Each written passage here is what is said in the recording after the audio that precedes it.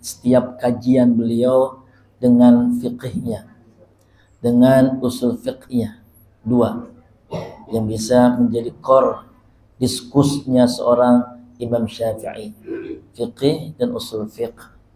Ada juga perbincangan tentang tauhid, tentang ilmu kalam, tentang juga sirah, tarikh, ya. Namun beliau meminta para muridnya menutup kitab semua, menunjukkan ada al-adab, ya, fauqal ilm, harus melampaui segala hal kait tentang epistemologi, ya, sekaitan dengan ilmu-ilmu itu. Maka ini kita niatkan bertabarruk dengan Maulidun Nabi Muhammad SAW. Maka kitab ini pun kita tutup. Kita akan berbincang tentang kemuliaan dengan keagungan sang baginda tercinta Rasul Muhammad SAW. Ya, semoga adalah beliau yang kemudian menjadikan semua kerinduan kita muarakan, agar kiranya tidak hanya di sini kita lantunkan kerinduan, kecintaan, mahabbah, mushtaqiyah kita kepada sang baginda tercinta Rasul Muhammad SAW, tapi adalah kelak nanti kita disandingkan oleh Allah dengan sang baginda tercinta dalam nikmat surga Allah Subhanahu wa taala. Amin ya rabbal alamin. Nanti guru-guru kita akan saling melengkapi, terutama membincangkan tentang keagungan dan kemuliaan Rasul Muhammad SAW. Ada satu tulisannya menarik, ya, ketika perbincangan itu mengait tentang ini sosok bukan sembarang sosok. Kalau disebutkan bahwa beliau adalah al-bashar, tapi laisa kal-bashar, ya. Beliau memang benar manusia, tapi bukan seperti manusia umumnya, ya. Ketika disampaikan bahwa di jelang kelahirnya saja menunjukkan ini sosok yang sangat agung, sosok yang sangat mulia. Bagaimana tidak, ya, al-kauniyah, ya, asyraqul kaun, ya, asyraqul kaun ibtihaja, ya. Itu seluruh ufuk semesta membincangkan dengan bahasanya atas sosok kehadiran sang baginda tercinta Rasul Muhammad sallallahu alaihi wasallam. Ini api jelas, ya, dianut oleh masyarakat Zoroaster yang ada di ujung Persia antara Iran dengan Azerbaijan, ya. Ini ada banyak titik-titik penting dalam lembar hazanah sejarahnya. Kisra, ya, sebagai bangunan qasr, ya, istana megahnya dengan 14 pilar yang menjadi maskot dari istana Raja Persia saat itu, Sasania, ya. Dengan mana ritual itu sangat lekat di setiap aktivitas keberagamaan mereka, menyembah api, yang orang Arab menyebutnya dengan majus, Yunani menyebutkan dengan magus, kita nyebutnya majusi, ya, dalam ilmu tertentu namanya Zoroaster, ya, menyembah api. Ada disebut dengan api abadi, api keabadian. Setiap malam, setiap siang itu pasti dijaga. Dengan tingkat teknologi penemuan ilmunya saat itu, bagaimana api itu tetap bisa nyala ketika hempasan angin yang sangat hebat atau hujan yang sangat deras, pada pelumas minyaknya, pada bahan-bahan dasarnya, bisa memungkinkan itu tetap abadi 1000 tahun. Tiba saja jelang kelahiran sang baginda tercinta Rasul Muhammad sallallahu alaihi wasallam, meski diawali dengan kegundahan hebat dari sekian harinya, seorang raja Aisarawan itu bermimpi, ya, dengan sesuatu yang sangat aneh dan muskilah di hati seorang raja saat itu. Adalah kemudian para peramal, para ahli nujum, istana pilihan memberikan tafsir-tafsir mimpinya sang kaisar. Dan kenyataannya benar, api itu pun padam. Tiba saja padam. 14 pilar menunjukkan tingkat kemajuan Raja Sasania dengan yang sangat megah, kokoh, indahnya. Harus rontok, harus hancur begitu saja. Sebagai daya penopang untuk sistem irigasi perairan, ya, karena sumber Sasaniyah, Persia dengan Azerbaijan, itu dengan danau yang sangat indah eksotisnya. Danau Samawa, ada yang menyebutkan ada danau Sawa, ada yang menyebutkan tiba saja tenggelam. Bukan hanya airnya surut kemudian membalikkan. Fenomena alam yang jelas sangat amat ganjil. Tidak bisa dijelaskan dalam ilmu tataran saat itu. Nggak bisa dijelaskan.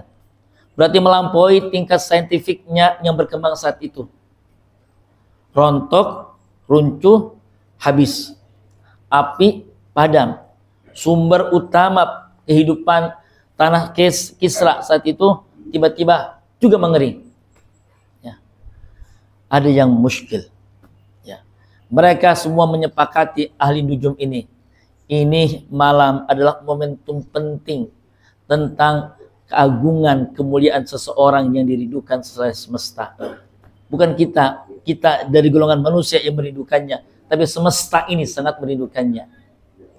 Awal kali penciptaan bumi dan langit yang sebelumnya adalah menyatu, terjadilah sebuah dentuman hebat teori Big Bang-nya, ya, yang menyebabkan kemudian berpencar hebat, ya, maka bergolak hebatnya bumi yang tafsiran mereka akan menjadi tempat di mana membangunnya peradaban kehidupan. Ya.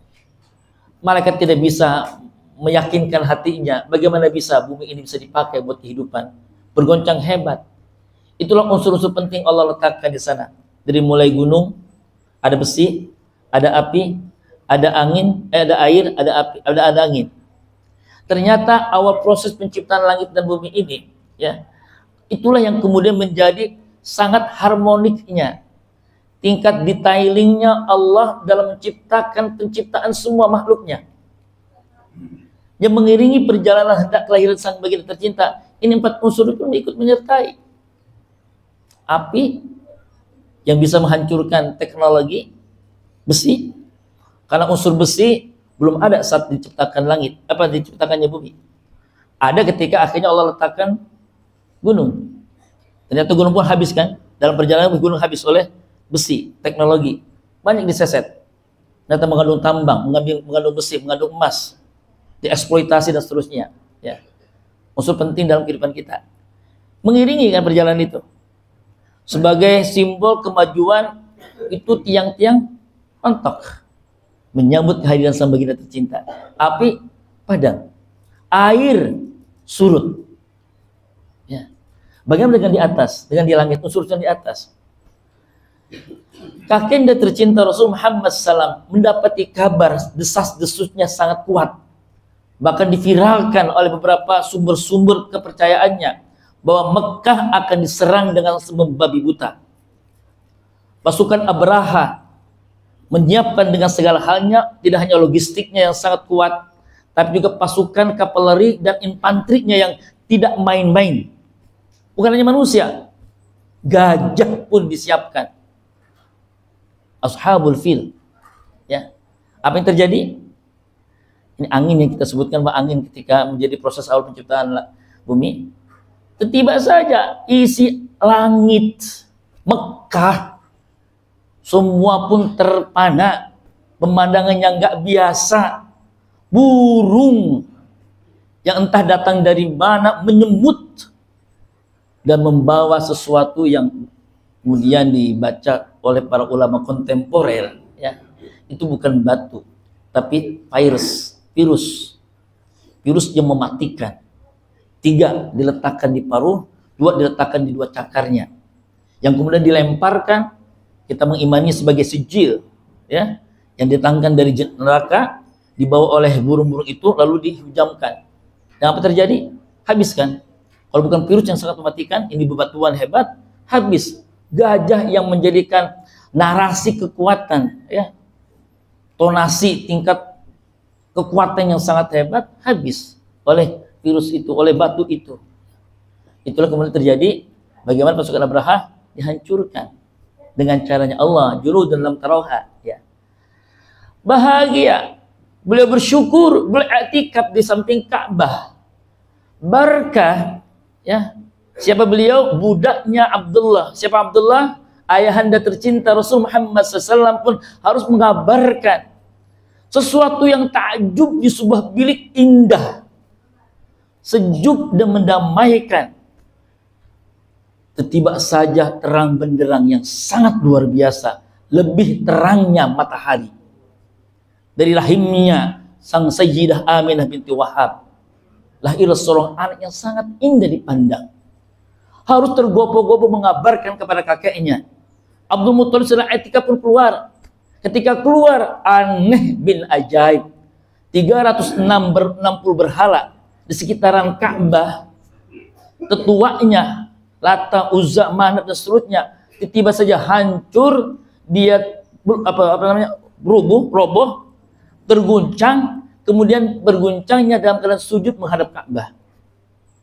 Aneh, ini ada apa? Dikabarkan cucumu sudah lahir, wahai Sayyid Tuan Abdul Muthalib. Laki-lelaki. Bagaimana disebutkan? Ismuhu Ahmad, man ismuhu Muhammad. Allah Akbar. Bagaimana tidak? Qul bi fadlillahi wa bi rahmati falyafrahu. Pantaslah kita bergembira. Mengiringi saja perjalanan ini sangat luar biasa. Kita membaca pun sangat luar biasa.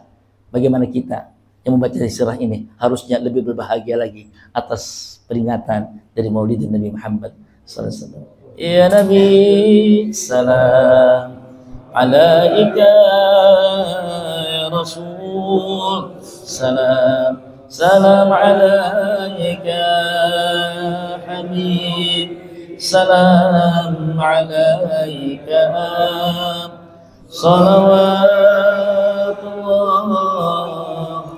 alaika. Baik, kita akan lengkapi rujukan-rujukan dari keagungan kemuliaan Sang Baginda dengan guru-guru tercinta.